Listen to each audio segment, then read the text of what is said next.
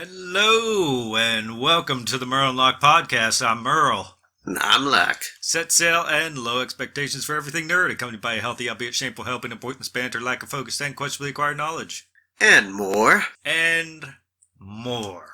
So, for today's topic, Locke, I had something that I was thinking about, and I've actually been ill all week. Not with I don't know if it's like a flu or just some kind of bug going around. I don't know what it is, but it's messed me up for the entire week. You're down with the sickness. I get it. Yeah, I've been down with the sickness. So I was wondering, like, cause I have this whole this whole thing that I go through every time I get sick, and like these things that I like to do to help me feel better, and which I'll talk about. And after that, I wanted to go into like what your little comforts are when you're feeling ill. I'm pitiful when I get sick, right? Like I don't, man, it's the worst. Like I never get, like a little bit of the sniffles or something like that. No, we contract the plague when we're sick. Exactly. It's a straight up man cold, Like I get crap for it all the time, man. It was like, how comes like that one time a year that I give myself to get sick, and it's really bad, and everybody's like, oh, nothing's wrong with you. You're just like, you're just overdoing it, right? Mm-hmm. Like it's just a cold. I'm like, man, like I'm up all night, like shaking out of my bed. And like I like the first night one, man, like I was taking like every hour I was up and going into a hot shower because I couldn't stop shivering. I couldn't sleep, I couldn't breathe. Like I kept coughing and I was shivering. I had to keep going in a hot shower just to breathe in the steam and everything.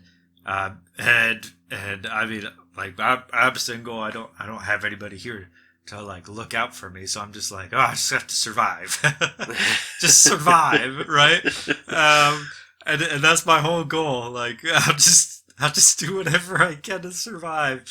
And then the next day it's usually like works out the same way every year. Like the next day I get these headaches that are so extremely bad I can barely hold my eyes open, and I do the same thing. Like I take lots of warm showers, and I do everything I can just to get as much heat on me as possible, and try to relax. And the whole time I have no appetite. Man, I've lost almost 10 pounds this past week. Which is crazy to me, right? Like literally 10 pounds I've lost this week because I haven't been able to eat. And I've just been completely miserable. And the funniest thing is, right?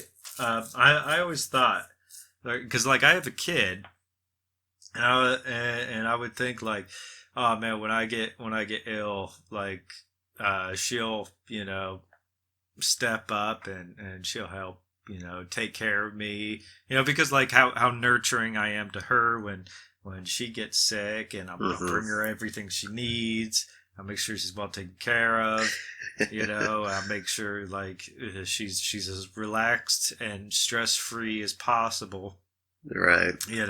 And I'm always around her, so there's always the chance of me picking up the illness, but I don't care. I want to make sure she's well taken care of. All right. Now, as soon as I show signs of getting sick, she's like, I'm calling Mom to go to her house. I'm like, what the heck, dude? She's like, I don't want to be around when Dad's sick. Man, it's awful. And I'm like, well, guess I'm on my own, Thanks, kiddo. She's so cold. Oh man, it's the funniest thing too. Like, I still take her to school, and like all week I've been taking her to school and picking her up, and when her mom would drop her off, but she would tell me I need to wear a mask, and she would wear a mask as well, and then she'd come into the house. She wouldn't touch any of the doorknobs or nothing. she would just go into her room and lock herself in her room until it was time to leave. Does she have telepathic abilities, and she's just moving things with her mind, or how's she opening doors then? I have to open the doors. Oh, she waits. Right. She waits. She waits have for me the to open plague the doors. bringer open the door for me. I shan't touch a single knob. Yeah, exactly. Like, man, just such like germaphobe, you know? It is the worst. And I'm like, man, I probably picked up this illness from you. Like, you know, going to school and, you know, hanging around with all these kids that just like, you know, spitting on things and wiping their boogers on everything. Right. You know, I probably picked it up from her going to school. But, you know, I don't know for certain. But like every year, it's unavoidable. I always get this illness, and it just kicks the crap out of me. And yeah, it's always the same thing. Like every year, baby girl, she's just like, I'm out. I ain't hanging around for this.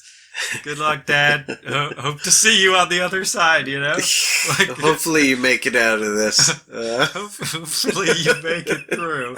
Oh man. Yeah. But is there anything like any like you know coping mechanisms or strategies that you have that you like to use to get yourself better when you've been feeling ill? Mentally, I turn myself into autopilot, and I float around in this husk, making it through every day. Going, should I go to work today? Well, I haven't thrown up. I guess I should go. And then I go to. I like how that's the rule. That's the rule. and then I go into work, and I was like, oh, I feel terrible. Just nobody, please give me any attitude because I do not give a fuck.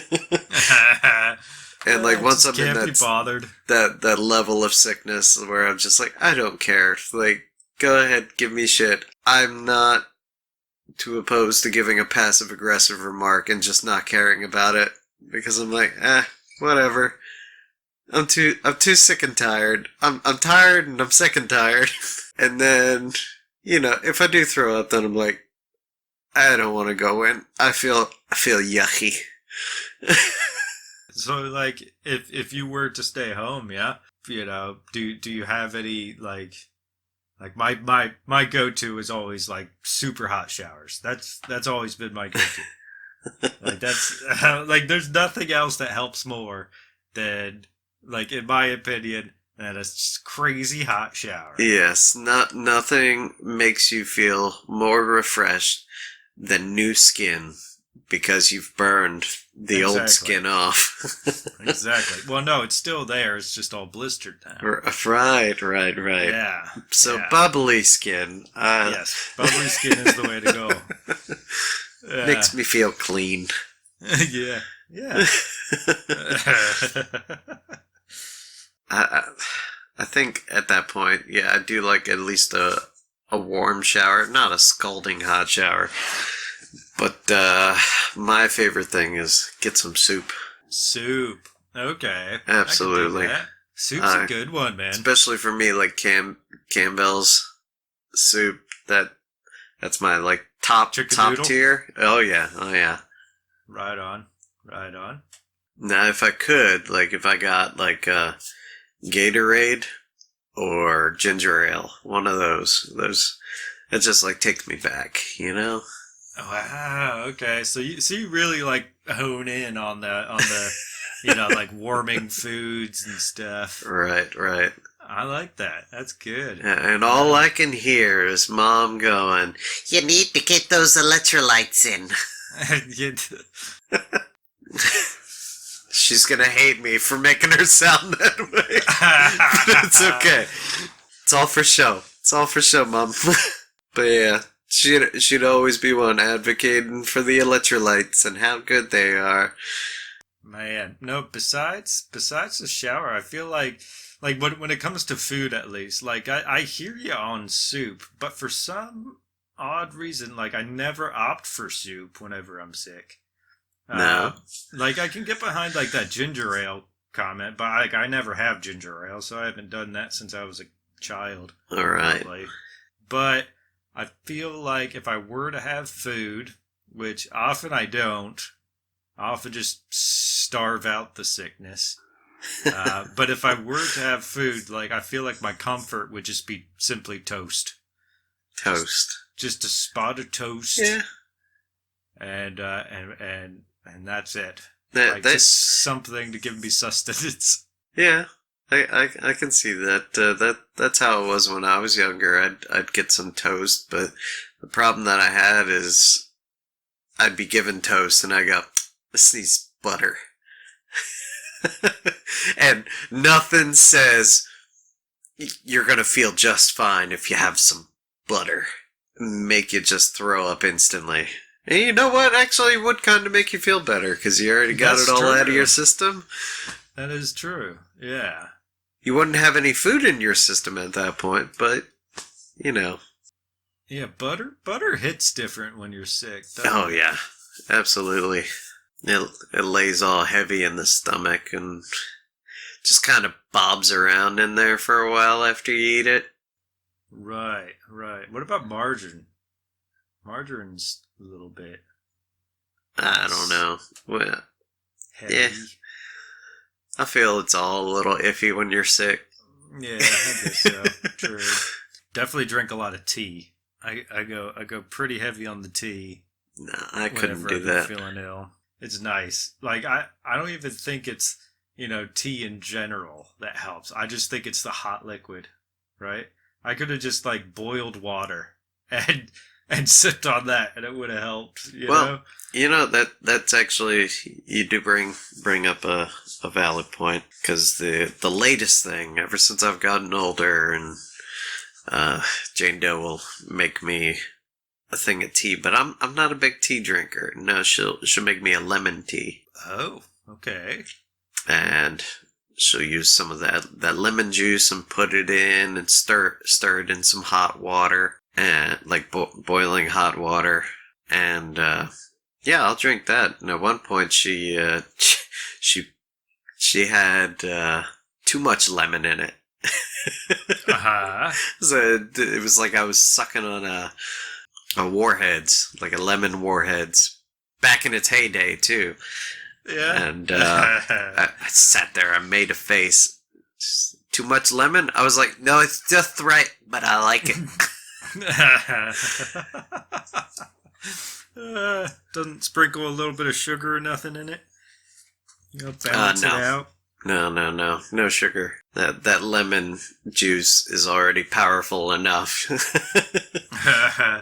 Well, I mean, that's where you dull out the citrus with a bit of sugar. No, but I like the citrus. That's the thing. Gotcha. I'll suck on a lemon for fun. If we go out to eat somewhere and they put like garnish and then the lemon. Yeah. I'm the one you hand your lemons to. Okay, you're that guy. I'm that guy. You're that guy. I'm there pretending like I'm a gorilla with that lemon in my mouth. Yeah. like a real child. Well, I hear lemon juice is really good for bad breath too, so that could be helping you. Are you trying to tell me something? Yeah, your breath is awful. God. Wait, no. That's what Jane knows. Dude, that's her whole plan. She she got you into drinking this lemon juice infused boiled water, not even tea. See, but it's because my eyes have been opened. Yeah, it's because your breath is awful. This whole time I thought it was just a sweet, I hope you feel better. Instead it was little gesture, but no. Instead it was, dear God, your breath stinks. I gotta sucker this guy into doing something.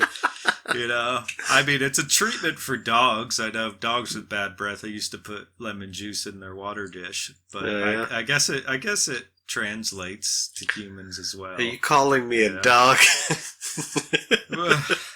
Well, I guess I am shaggy. If the collar fits. You know? Oh, If the collar fits.